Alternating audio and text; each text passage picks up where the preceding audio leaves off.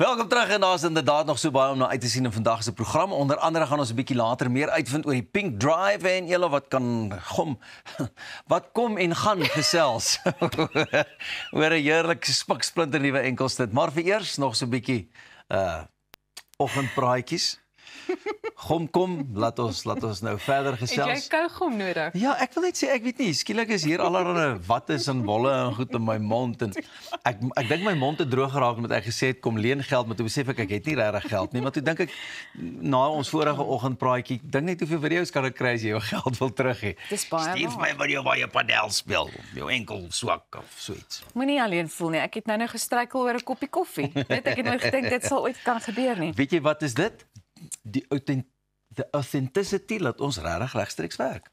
Baie waar. Nou het jy dit nou. Nou ja, net gisteraan toe gesels ek oor 'n onderwerp wat basies te doen het met die volgende storie wat ek wil deel. Maar ek is seker almal is nou al bewus van die ontstellende video wat op sosiale media gedeel is waarin 'n graad 10 leerling van Milnerton Hoërskool deur 'n groep seuns geslaan en verneder word. Het jy dit gesien? Ek het so 'n stukkie gesien, maar ek is al so jy weet raad op of fed up met sulke goed. Ek het dadelik verbygeskraal en gedink ja, dis nou maar nog 'n video en toe hoor ek die volgende dag of die volgende oomblik in die nuus ook hoe ontstellend dit is en ek is seker jy gaan vir ons 'n bietjie meer daarvan kan vertel. Ek gaan. Kom ons Asseblief, gee 'n ek is die bietjie ene oor. agtergrond. Nou, die voorval wat aanlyn versprei is, het gelei tot ondersoeke deur die Wes-Kaapse Onderwysdepartement en die polisie. Maar ons moet almal versigtig wees want die deel van video's van skoolgevegte kan jou in groot moeilikheid laat beland. Suid-Afrikaners wat video's van geweld tussen of teen kinders aanlyn deel, kan nou swaar gestraf word. Nou volgens die Film- en Publikasieraad kan oortreders met boetes van tot R150.000 beboet word of selfs tot 2 jaar tronkstraf opgelê word. Die deel van sulke inhoud oortree glo artikel 18G van die Wet op Films en Publikasies wat die verspreiding van beelde of video's wat geweld teen kinders wys verbied. Die waarnemende uitvoerende hoof, Ulisani Ramogadi, sê die raad is besig om aggressief op te tree om 'n veiliger digitale omgewing vir Suid-Afrikaners te skep.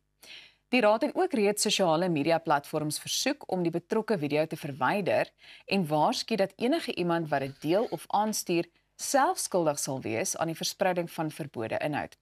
Nuwe riglyne vir aanlyn inhoud word tans ontwikkel om haatspraak, wraakporno en die verspreiding van kinderpornografie te voorkom.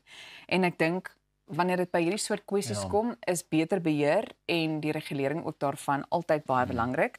Maar ja, ek dink mense deel so gemaklik. Heeltemal te maklik en te vinnig. Sosiale media, ja. En wat vir my die hardste is, dalk het ons al daaraan geraak in enige van ons vorige episodes, is in steede daarvan dat mense sal ingryp en dit probeer stop of beredder, staan hulle aan die kant en neem 'n videoetjie want nou sien hulle, o, hierdie ding gaan soveel likes. Wat hel het dit te doen met likes en followers en sulke goeters? Ja. Tree in, wees die verskil, wees die beter mens. So ek is bly om te hoor daar's nou regtig 'n groot straf wat vir ou kan gee, wat dit R150.000 of 2 jaar tronkstraf. Ja. Good dose. Ja, dit is sommer 'n Kudos. baie streng en Ja. sterk straf. Dink jy daar is te min regulasies, jy weet wanneer mense kyk na iets soos sosiale media? Veral op sosiale media. Ek meen ons wat in die televisiewerk weet, daar's 'n platform waaraan mense klagtes en dinge kan rig. Ons het sekere bepalinge en voorwaardes waaraan ons moet voldoen.